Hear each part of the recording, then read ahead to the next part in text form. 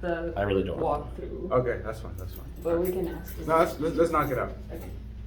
What we're thinking. Okay. Go.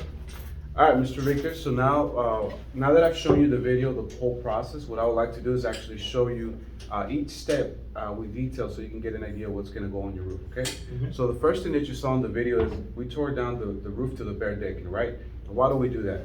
Well, the decking is the foundation to your roof, okay? So we wanna start off the right way. So what we're gonna do is, we're gonna tear down to the bare decking. Any rotted decking that we come across, we're gonna go ahead and replace it up to 5 sheets, okay? Now, this is the first part of the process where a lot of other contractors cut corners. Not only do they not replace rotted decking, they actually install new roofs on top of old roofs. That's a big problem because think about it. You have rotted wood, rotted decking, you add more weight to it. Now that thing's gonna start to sag, it's gonna start to be bigger issues in the long run, right? More issues in the long run. Now, that's definitely what we don't do. I would like to start off the right way, okay? So we're gonna go ahead and do that first. Then after that, what we're gonna go ahead and do is install, ice and water shield, okay? On your valleys, on all the roof penetrations, on the chimney, okay? So, you know, I showed you some of the areas where you had leaks, right? One of the main issues was your chimney. Part of it is because, you know, you don't have ice and water shield. And, you know, the valleys is another area where we have issues. Right now, what you currently have up there is valley metal. As you can kind of see this thing already, you know, try to put this thing together or hold it down like this. You can see it comes up, right? And the holes where the nails are holding it down, they contract and they expand, okay? So the big problem with that is that now you have a hole, literally, right, where water penetrates, gets in your decking, rots your decking, and creates a leak, kind of like we've seen on that video, okay? Now, what we like to use is something that's a lot better. It's called ice and water shield, okay? So you can see this. This is a self-adhesive. Try to touch that.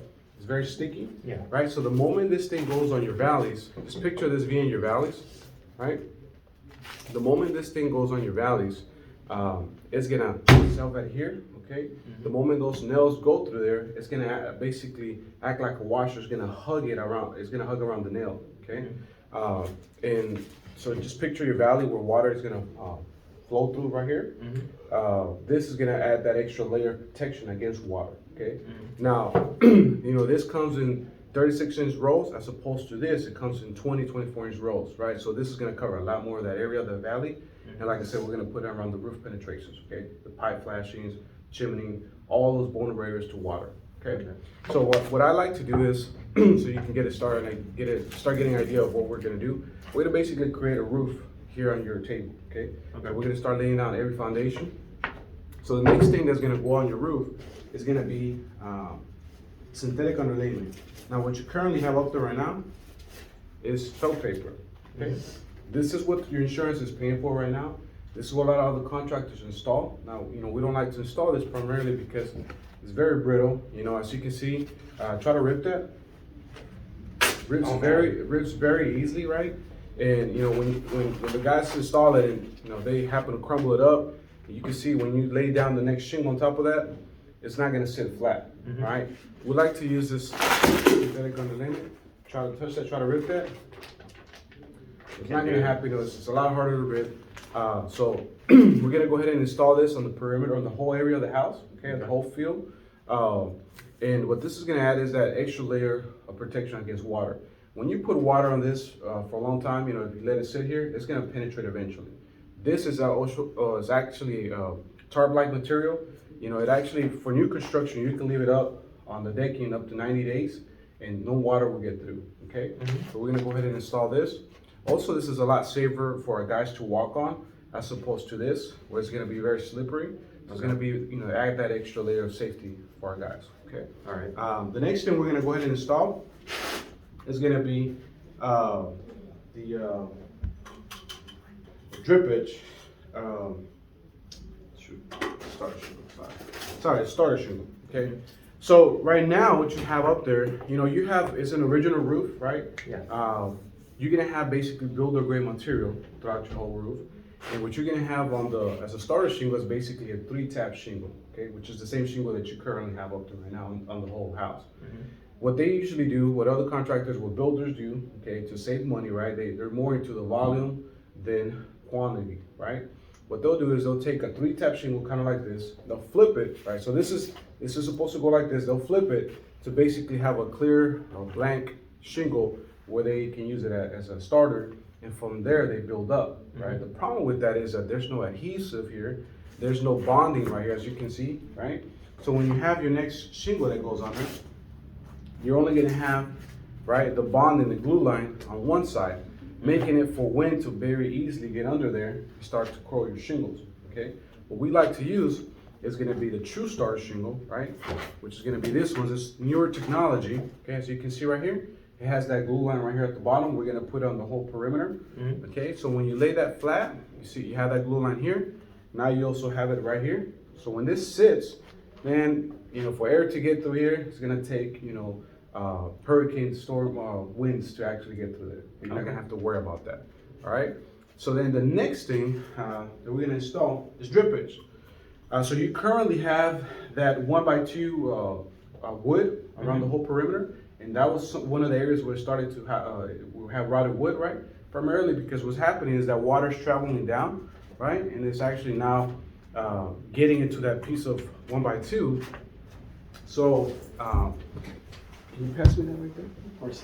So, you know, this is your fascia, right? So what's happening is you have that 1x2 here. When the water is coming down, it's getting onto that board and it's rotting it, right? So what we're gonna go ahead and do is we're gonna go ahead and take what is called a drip edge. It's a metal piece, as you can see right here. It has a little kick out at the bottom. That kick out is basically meant, right, for the water to travel, or actually to be kicked out away from the fascia board. As you can see, when it comes down, it's gonna kick it out from here, okay? So we're gonna install this around the whole perimeter, okay? The whole perimeter of the house. Get rid of that 1x2, okay? And then after that, come down to the actual shingle itself, okay? So currently, what you have up there right now is gonna be the 3-tap shingle. Problem with that 3-tap shingle is that, you know, it only resists up to 60 miles per hour winds. That's primarily what we have a lot of those blown shingles and all those shingles with creases, okay? Now what your insurance is paying for, they're actually paying for the same material that you have up there, okay? We don't believe in installing this material. We believe there's much better technology out there, so we want to install the best roof, right? So we're gonna get rid of this, okay? Other contractors would probably put the same thing that you have up there, the same money, okay? We don't believe in that. We're gonna automatically give you a free upgrade, okay? We're gonna upgrade you to our Oak Ridge architecture shingle. It's a great shingle. It's gonna double your wind resistance to 110 miles per hour. So, you know, this is 60 miles per hour wind resistance, it's gonna be 110, okay? You know, it's a great shingle. It's Owens Corning material. You know, I told you a little bit about Owens Corning earlier, right? Yeah. You know, it's a great shingle. However, you know, we have something that's even much better. That would be a little bit more, okay? This is a free upgrade, but the next level, it's a little bit more money. But let me tell you a little bit about it. So, you know, this is our Owens Corning Shingle technology true definition, okay? You clearly see one of the main differences is basically gonna be this strip, okay? This one right here is the guideline for our installers to install the nails, right? The problem with this line, just think about it, they're putting over 10,000 nails on your roof. They're going so quick, right? Even the best installers can have a day off or a bad day where they miss that line, okay? So the problem with that is, if they happen to miss that line, right?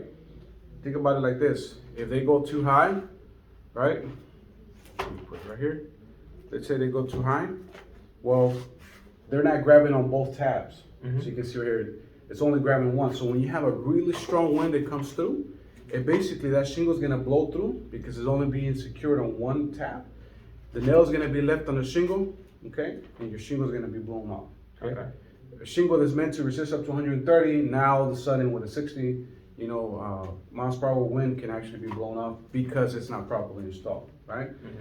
So with the Shingle technology, what it does, it gives our guys a much bigger guideline for them to put the nails, okay? You know, they're going so quick, they're gonna have a better guideline that's visual that they can see, right? And the other thing is that it also serves as a safety net, So the other problem that we have is, you know, sometimes those guns can have too much pressure, right? So try to pull it. So what this is gonna do is basically prevent those nails from blowing through the shingle, okay? Because as I mentioned, that the guns sometimes have too much. Hold on.